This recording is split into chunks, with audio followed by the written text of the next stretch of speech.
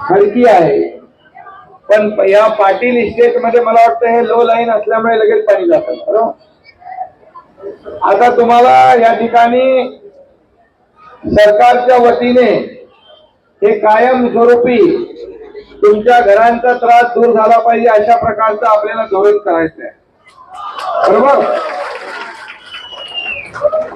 आणि म्हणून हे आता टेम्पररी ठीक आहे, आपल्याला मदत मिळते, अन्नधान्य की चादर ब्लँकेट त्याचं सुरू आहे.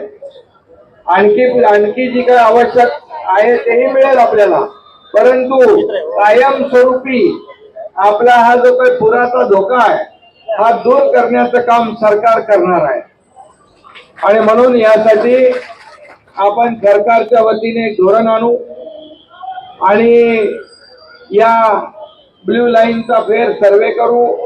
त्याचबरोबर नवीन DCR आपण आणू आणि या DCR मुळे नियमामध्ये काही कायद्यामध्ये जनतेसाठी आपल्याला काही त्याच्यामध्ये पुनर्विकास करण्यासाठी काही बदल करावे लागतील, काही धोरणात्मक आपल्याला निर्णय घ्यावे लागतील, पॉलिसी तयार करायला लागेल.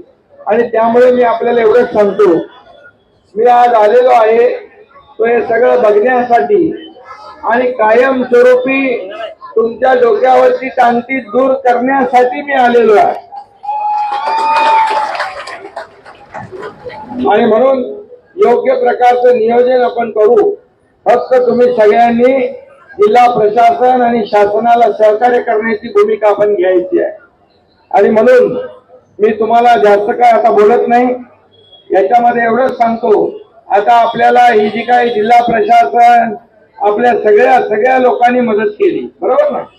सगळे लोक मिलिटरीला पण पाठवलं, NDRF ला पण पाठवलं,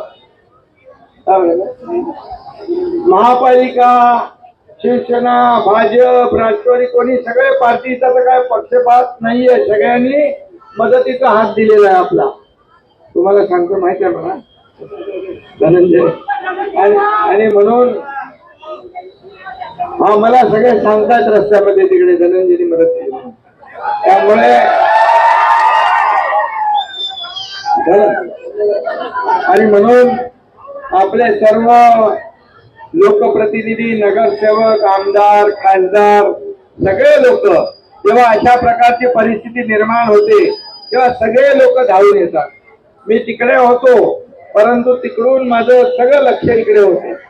आणि म्हणून महापालिका, जिल्हाधिकारी, NDRF, त्याचबरोबर आर्मी, मिलिटरी त्यांच्याशी देखील मी बोललो आणि त्यांना देखील या ठिकाणी फायर ब्रिगेड आहे, सगळे लोक आहेत, SDRF आहे, परत अनेक NGOच्या ज्या आपल्या संस्था आहेत त्यांनी देखील आपल्याला मदत केली. आणि म्हणजे सगळ्या मदत करणाऱ्यांना मी धन्यवाद देतो. आणि संकट समयी ते आपल्या मदतीला आले, आपल्या लोकांना वाचवलं, आपल्या लोकांना सुरक्षित स्थळी बाहेर काढलं.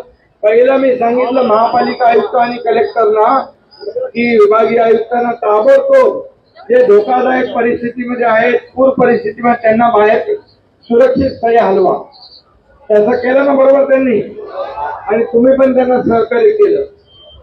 आणि किट आहेत तेही आले, आणखी खूप किट मागवले, त्याच्यामध्ये अन्नधान्य आहे, चादरी आहे, ब्लँकेट आहे, जीवनावश्यक वस्तू आहेत. त्यामुळे त्याच काही कमी पडणार नाही आपल्याला. परंतु हे कायमस्वरूपी आपल्याला धोरण म्हणून कायमस्वरूपी आपल्या घरामध्ये पाणी शिरून, पुराचं पाणी शिरून जी काही नुकसान होते ती थांबली पाहिजे ना. त्यासाठी आपण एक नवीन हे करू, धोरण करू, निर्णय घेऊ आणि याच्यातून कायमस्वरूपी तोडगा आपण काढू. यासाठी मी स्वतः बघायला आलेलो आहे. त्यामुळे तुम्ही विश्वास ठेवा, खात्री बाळगा. आणि तुम्हाला माहित आहे की हा सर्वसामान्यांचा मुख्यमंत्री आहे.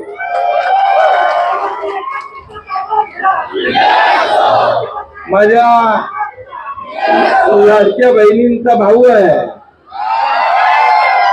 तुम्ही फॉर्म भरले की नाही? बरं, कोणी भरले नसेल त्यांनी फॉर्म भरा. आणि लाडक्या भाऊ आहे की नाही? इकडे सगळे लाडके भाऊही आहे. त्यामुळे लाडक्या भावांनी आता मदत करायची आहे. आणि म्हणून मी तुम्हाला सगळ्यांना, आपले ज्येष्ठ लोक आहेत, सगळे आहेत, या सगळ्यांसाठी सरकारी योजना तर करतोच आपण, परंतु हे जे काय पूर परिस्थिती आहे ती कायमस्वरूपी दूर झाली पाहिजे, यासाठी सरकार पूर्णपणे तुमच्या पाठीशी खंबीरपणे उभा आहे, हे मी आपल्याला या ठिकाणी सांगतो. पुन्हा एकदा आपल्याला सगळ्यांना धन्यवाद. जय हिंद, जय महाराष्ट्र.